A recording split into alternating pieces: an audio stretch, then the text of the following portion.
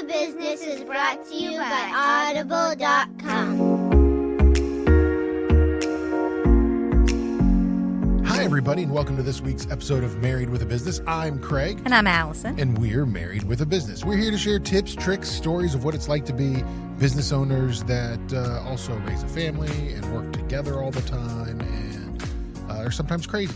Yep, except for this week, Craig, we weren't together all the time. I was in Austin, Texas for the Women in Residential Construction Conference, and you were back home with the kids. How did it go? Yeah, I mean, for me, it went great. I think we're very lucky. Like, our boys are awesome. They don't really give us a lot of trouble, I mean, homework's always a challenge, and me trying to figure out how to do math is always a struggle. But for the most part, it went good here. I mean, it's lonely without you. The bed's too big without you, but Aww. I missed you. But I was really happy for you because you got to go. You spoke at this year's conference. You facilitated 2 roundtables while you were there. So yeah, and pretty busy. Yeah, and I look forward to telling you guys more about that conference in upcoming episodes. Yeah, but this week we're going to talk a little bit about a fall reset. Yes. I feel like every year I look forward. Like summer, I feel like it's really weird. You look forward to summer coming and the kids getting out and traveling. A lot of people take summer vacations and do lots of things together, and it's nice. The weekend, we go down to our in-laws, and they have a little pontoon boat on a lake, and we do all that fun stuff. But usually, like, there's a point in the summer where I just get excited to get back into a process. Yeah, September gives us that back to school energy, and, we're at the end of September, beginning of October now. But in New England, we go back to school after Labor Day. You have that shift from August into September, which can be challenging for some people and sometimes leads to that September anxiety or end of the summer blues. But there's also this feeling of, it's almost like January. It's a reset time too. Yeah, and I think that it's not, there is that back to school mentality, but there's also just that general reset. It's fall. The weather's starting to change. There's less sunlight. There's less warmth for some people, depending on where you live in the country. The days are getting shorter. Yeah. So I think all of that, just like changes how you feel in general. Right. And in some ways, we talked about this in our accountability group. You've got to redo your ideal week. You've got to redo your schedule for some of us if we're moms or dads, because the school schedule and the sports schedule has changed. So we kind of have to literally reset and think about, okay, what's our new morning routine look like? What's our new afternoon routine for work or for home look like? Yeah. So it's definitely, I find it more enjoyable now than I've ever found it. And maybe that's because our kids are older and it's nice to have the structure back. And the summer's a lot of driving around to different places and dropping them off, where I think even though there's still a lot of driving in the fall, it's kind of like on a set schedule. Don't you feel like that? Yeah, we have similar things on similar days. So Craig, for the family aspect of life, what are some of the goals that people can set to ease the transition? Or, we say the transition back to school, but we're just now starting to get sports schedules and some activity schedules too, even though we have been in school a couple of weeks. Yeah, I mean, I think there's some things that you can definitely do, like just sit down and establish and build that new routine. Sit down, and we talk about building out your ideal week or building out your calendar.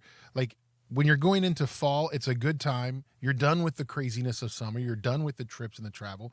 Like, sit down and look at your calendar, your weekly calendar, and build out a new routine for it. Yeah, and I think about, a lot of times we make these big summer bucket lists.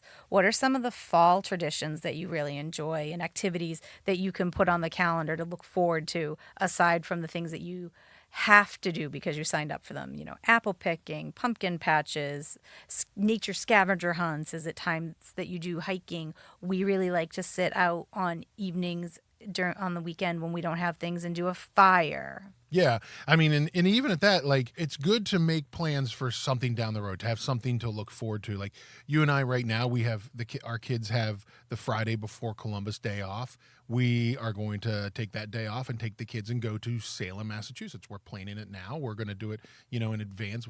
We've made, we've scheduled something. If what gets scheduled gets done. Right. And prioritizing that family time. This summer was hard. We started to realize how many more summers do we have before they're gone? And to be a little bit more intentional, do we need to just make sure that we do some more family nights and it's not just everybody going to their separate corners or off with their friends? And I think the other thing, Allison, is like, as the season changes, people start to, the sunlight goes away, the weather gets colder, you have to wear 7 layers to go outside, all of those things. I think you need to be open and talk about, like, how you feel. If you're getting depressed, if you get seasonal affective disorder. Is that right? Seasonal affective disorder, Thank yes. you. And Yeah. you very much suffer from I don't know that. what you're talking about. I've got the happy light on my desk. Yeah. So if you do get that and you start to feel like talk to your partner about that. Be open and honest and be like, listen, I'm just down today. I don't know what it is. But I think making sure also, especially again here in New England, because we have shorter, colder days, trying to maximize that sunlight when we can, making sure we're getting outside for walks and, being physical, that helps that. And again, being intentional about making sure we do that.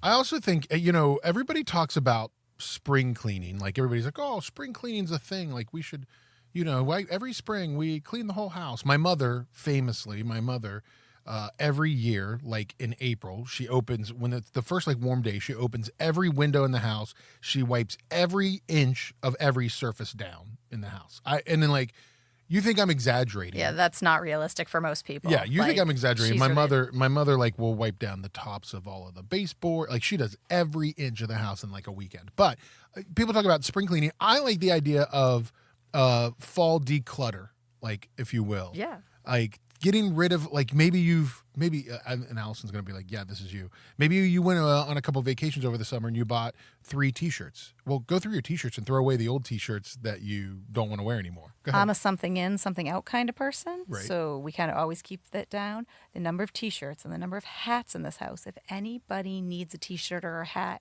we will hook you up. Between our youngest son and me, we own a lot of hats. And our oldest son, he's a T-shirt guy. He likes T-shirts and socks. Socks, yeah. So, but yeah, cleaning out your wallet. Literally, clutter makes you stressed. So cleaning out your backpack, your purse, your wallet, your tote bag, all of the places that all those little things could have collected. Reset the car, take out the summer stuff, put in the new chair and blanket you need for flag football or soccer. And I'm going to try this year to do it digitally as well. I'm going to try to carve out a day or whatever it needs to be to get rid of, like, apps and emails and old text messages that are on my phone. Like, I have so much. I went down the other day and I had to update apps on my phone. It was like 150 apps had to update. And I'm like, I don't even use 150 apps. Like, That's a lot of apps. why do I have so many? So I need to go through my phone. I need to get rid of some of it. And if it's overwhelming, just pick 5 items. So Yeah. that's what I do with the boys. Like, okay, 5 items in your room that you are done with, that are broken, that are trash, that can move on. Yeah, or set a time. Say, I'm going to do this for 45 minutes or 30 minutes. Like, so set a time. But that's personal, Allison. That's like things that we do from a personal level for a fall reset, like just getting back into the rhythm that, especially when you have kids in school and all that stuff, you get into this rhythm that lasts all the way almost until, May when school gets out. What about from a business owner's standpoint? Yeah, for me, September, again, is a reset because maybe I haven't had the time to dig into the financial reports as well as I usually like. We're getting ready to get into the fourth quarter. We've done almost 2/3 of the year. Like, 2/3? Yeah. 3/4. 3/4 of the year. So, again, using this time before we get into Q4 to review the financials, see if there's anything that's working or not. Is there anything we can adjust for this last period of the year that could help us?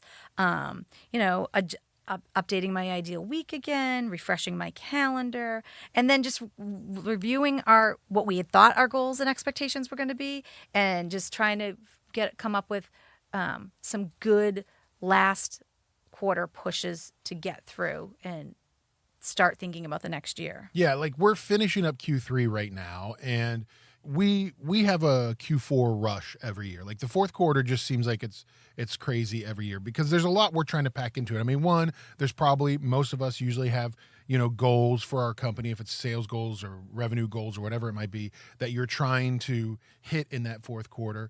There's also a lot of to next year planning, right? So we're like right now it's 2025. We're talking about a lot of 2026 planning in Q4. We have our annual team meeting where we bring our team in and we sit down and we spend a day working together, and we'll talk about that in a future episode. But like we spend a day working together on our annual team meeting, and that's part of that fourth quarter rush. We have our owners meeting. We go away for 4 days, 3.5 days, and we make all of our owners goals for next year. We set the budget, we set sales goals, we do all of this stuff that you and I have to do as owners.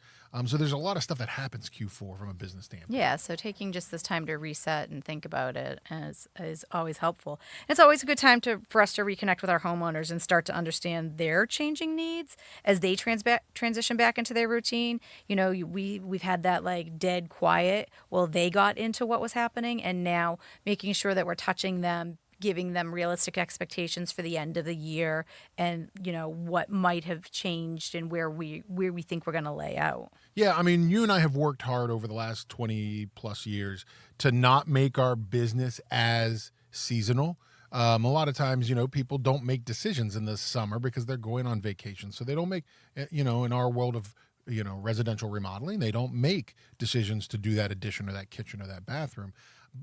So you kind of have to help talk your homeowners through all of that as well. This time of year, every year, and it goes without saying, like every year, people get kids back into school and then they go, okay, I need to remodel that bathroom. I need to remodel that kitchen. I want to get this project done. And they start to call. But, working with your clients, working with your homeowners, people get stressed, especially as you get deeper into the fall and closer to that holiday season. People start to get more and more stressed, and kind of helping them manage that their fall reset or lack of sometimes. This could also be a time to proactively retain and attract top talent, because people are in that mindset and thinking about what's going to happen. So if you're looking ahead and thinking, next year, this is things we're going to want to do, this is a good time to start working on job descriptions, key results areas, key performance indicators, and thinking about what type of person you're going to want to be bringing in. Yeah, it's definitely a good time, especially if you're a growing business. I mean, I will say, Allison, like I'm a fall. Like I love the fall. Like I wear fall colors. I look good in like oranges and dark greens. So I embrace the fall and I embrace the change of fall. But these are like some things that you can definitely do, to help yourself get reset, especially when you're thinking about, hey, it's almost the end of the year. I've got to be ready to jump off next year. The economy's going to be better. We're going to be growing, whatever it might be for you and your company. Like getting yourself grounded and out of summer mode and into, fall ready to attack mode is kind of good, this time of year. Yeah. And also for us, we just came back from a conference. Our director of production was just at a meeting. We've got a lot of things we know we want to work on. So there's also that little bit of overwhelm of all of these things coming up at once, and that anxiety of, trying to make everybody happy and balancing with knowing that you're not going to be able to make everybody happy right away. Like change is a process, and trying to work through that change and evaluate things as we go along. So it's also time to like evaluate, how are we coming and what do we need to make sure we want to work on? Yeah. So, but start with little things, right? Both personal and business wise, start with little things. For us, one of the big things we talked to a lot of people about, that ideal week is really, really important. Like if you Google search like ideal week form or something along those lines, you'll see a lot of ways that you can just build your ideal week out. Yeah, and we've gotten a lot of our team on board. The project managers still haven't gotten on board, and I'm not sure why. So that's something we also want to work on, is because it makes, you're not always going to have the ideal week, but it makes the fall and that transition a lot easier if you can put things in boxes and know I'm going to work on these things, then it helps with the stress level of it all. Yeah, so definitely something to check out. Getting reset for fall. It's important. Yes. I'm also reading a new book. Well, what is this book you were reading, Allison? I dare you to say it. It's called Shoveling You know, this would be the first time on the episode. You probably just heard a beep. but it's a $, HIT. It's a $, HIT. Yeah, this book available on audible.com. You can get a free 30 days of Audible on us. Just go to audibletrial.com/bizmarried.